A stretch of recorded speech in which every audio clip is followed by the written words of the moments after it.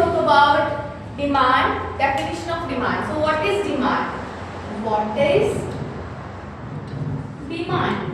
Demand को हम हिंदी में बोलते हैं मांग. Okay, so definition of demand, right. अब हम बात करेंगे definition of demand, right. Simple definition में मैं आपको करवाऊंगी, राइट. सिंपल डेफिनेशन में है डिमांड इज इक्वल टू, आपके पास आपके मन में इच्छा आ रही है कि आपको कुछ खाना है, राइट. तो आपके मन में डिजायर है, प्लस डिजायर आने के बाद एबिलिटी टू पे है.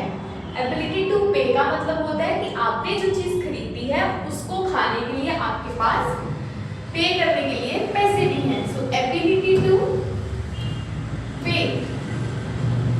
तो डिमांड को बोलते हैं हम मांग, ओके, इक्वल्स टू डिजायर होती है हमारे पास इच्छा, प्लस एबिलिटी टू पे का मतलब होता है भुगतान करने की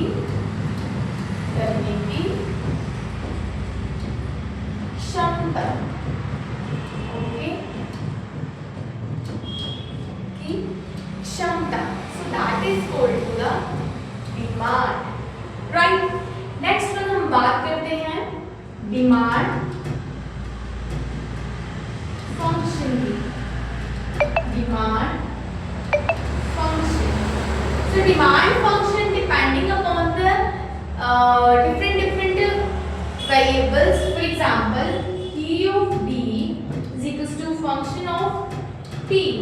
डिमांड जो है, demand is depends upon the price and what change, और आप लिख सकते हो what change the price, right. so कुछ चीजें आपको यहाँ से क्लियर कर दूँ, राइट. अब हम बात करते हैं Q of D and function की. तो इसमें सबसे पहले डिमांड फंक्शन में क्या था हमारे पास, Q of D is equal to the function of P, function of हमारे पास Y, function of P over R and function of T. So define करते हैं what is P, P and Y. What is P? P is price, right. What is Y? Y is income, okay. Then what is P of R? Related good price, related goods price. What is T? T is taste.